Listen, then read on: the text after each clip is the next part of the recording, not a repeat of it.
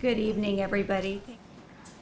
Our last speaker is Allison Tava, who is a physical therapist specializing in oncology rehabilitation. And if you have a question for Allison, please use the orange card that's in your packet. Allison, welcome.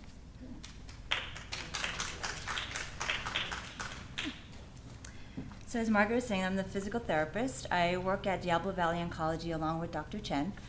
And one of the more common symptoms that I treat is cancer-related fatigue. So tonight I just wanted to give you a brief overview of what cancer-related fatigue is and how exercise can help to combat it. All right, so what is fatigue? So fatigue is a normal part of our body's physiological response. And it appears after an intense activity or a prolonged activity. So you could just be doing something throughout the day and then notice at the end of the day you're just feeling very tired. And it's a necessary part of our physiological response because it helps us prevent anything harmful from happening to our bodies. So if you're doing a certain activity, you feel tired, you're basically going to stop that activity that makes you tired and then thereby protecting your body from any harmful effects. Okay. So cancer-related fatigue, so as I was saying, this is one of the most common problems experienced by cancer patients and one of the most common diagnoses that I see. Along with the cancer-related fatigue comes deconditioning and weakness. And how it differs from just what we consider normal fatigue is cancer-related fatigue becomes pathologic, or fatigue becomes pathologic when it interferes with your normal activities. And it also persists for long periods of time, so it could persist for weeks, months, or even up to years. I do have patients that have gone through cancer treatment, they're completely done, just checking up with the oncologist, but then they're still feeling tired and wondering why they're so tired, even though it's been so long that they've stopped their treatments. And it also doesn't improve with rest. So say you take a nap during the day, but you still wake up, you're feeling tired. You wake up in the morning thinking that you've had a good amount of sleep, but then you're still feeling tired in the morning. The cancer-related fatigue can be described as an overwhelming feeling of exhaustion. You may lack energy, lack concentration. You're noticing you're having a harder time remembering things. You're having less motivation to do any type of activity during the day. You may be avoiding family or friends. So basically, you're just having a lack of interest or motivation with your daily activities and feeling tired all the time. There are many causes to cancer-related fatigue. Pain, if there's any type of imbalances with your fluid intake or nutritional status. Sometimes going through cancer treatment, you may develop anemia. Weight loss, and along with weight loss also comes loss in muscle mass. Depending on the type of chemotherapy or drugs that you're taking, those interactions can also cause fatigue. And also psychologically, you may be going through some type of emotional distress because of what's going on with your body, and also if you're lacking sleep. Depending on the type of cancer treatments that you're going through, the chemotherapy or medications, this can reduce the amount of oxygen that's being transported through your body. So the medications, the drugs could cause alterations in the amount of oxygen that's being perfused through your body. Can interfere with heart function, so then less oxygen is then being transported through your body. And if you do develop anemia, then just your red blood cell count is low, so again, less oxygen is being circulated through your body.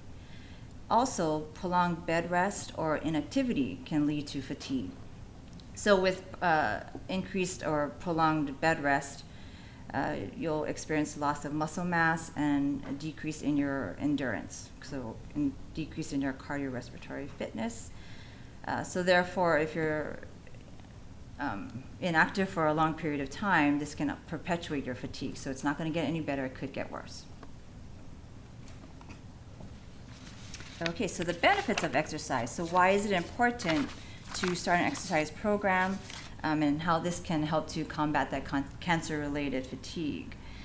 So the main thing when you start an exercise program is you really want to just do something that you enjoy, whether it be walking, if you want to get back to walking your dog, or if you enjoy cycling or swimming. Basically, just find something that you enjoy. So some of the benefits that you'll gain from exercising is it'll help to normalize your physical performance. So this happens because then you start to gain a little bit more of your muscle back, and you can improve the transportation of oxygen through your body by improving lung ventilation and increasing your cardiac function. And not only does exercise, improve you physically, but also psychologically, you can have other secondary gains. By feeling better, you can increase your increase your control and independence. So then you're having to rely less on others for help, and this can also reduce your anxiety and just fears about what's going on as you're going through your treatment. Okay, so what can you do to start a program? So the first thing is you want to make sure that your doctor clears you for any type of exercise. And again, choosing some activity that you enjoy, again, whether it be walking, cycling. And there really is no definite program where you have to do a certain amount or you have to do a certain activity. A lot of studies just show that any type of exercise, done on a regular basis has been shown to help. So what I'm going to go over are just guidelines on how to get started. So when we talk about cardiovascular endurance and your maximum heart rate, so you don't want to go beyond this number. So an easy way to figure that out is you just take the number 220 minus your age, so that's your heart rate maximum. So whatever activity you do, you just don't want to go beyond that. So when you're first starting, during your treatment, maybe up to about 3 months, you want to just take a percentage of that heart rate. So find an activity, you can check your heart rate. There's different ways to do it. You can take the radial pulse, you can do the carotid artery, just find out what that maximum is, take 50% of it, do an activity, and then every so often just check your heart rate, okay? So as you progress through your treatment or after you're done with treatment, maybe 3 to 6 months, after 6 months, then you can start to slowly progress that heart rate. So again, find an activity where your heart rate will just increase, but then, of course, check it every once in a while.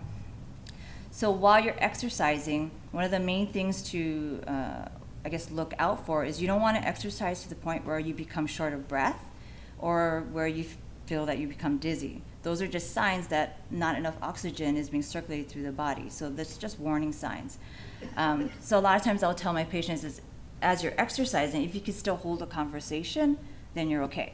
Once you start to find yourself having to catch your breath, then you know you have to stop, take a breath, just rest for a little bit, and then maybe try it again.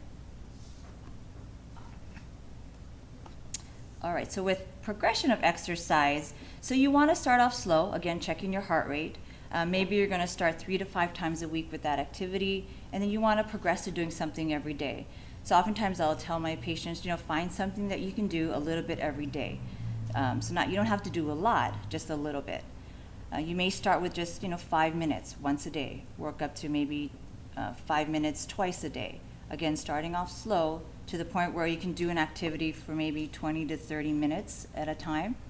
And again, these are just guidelines, so you don't have to start at 5, you don't have to stop at 30.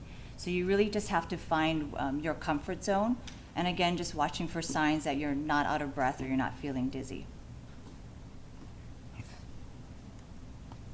So along with cardiovascular endurance, it's also important to work on your strength.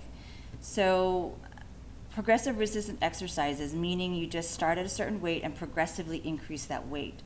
So when we refer to the 1 repetition maximum, so we want to find that weight where you're feeling comfortable exercising, but again, not going over your comfort zone. So say, you lift a weight, maybe you lift 5 pounds and you're finding that, it's a little bit of a struggle. You can do maybe 1 repetition of it, so that would be your 1 repetition maximum. So then you just take like a percentage of that, so maybe 3 pounds, and then start with that.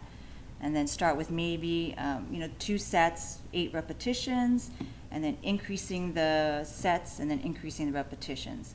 So again, there's no hard and fast rule that you need to start 2 sets of 8 repetitions. Oftentimes you'll see people, hear exercise trainers or people saying, you have to do 3 sets of 10. Again, there is really no evidence to show that that's what is the best thing to do. Again, just find that 1 repetition maximum, start slow, and then just slowly start to increase the repetitions and also increase the weight when you're feeling comfortable with that. Okay, so actually my talk was pretty short, so that's all I have to discuss. So basically, in conclusion, exercise is important just to help you regain your strength, and also just to help combat the cancer-related fatigue by increasing your endurance. Again, you just want to find an activity that you feel comfortable with, start slow, and then just slowly start to progress it. And research has shown that it is better to start sooner in the treatment versus later. Sooner you start, the less fatigue you will be, and then also when you're done with the treatments, you're able to get back to your normal activities a little bit quicker. Okay.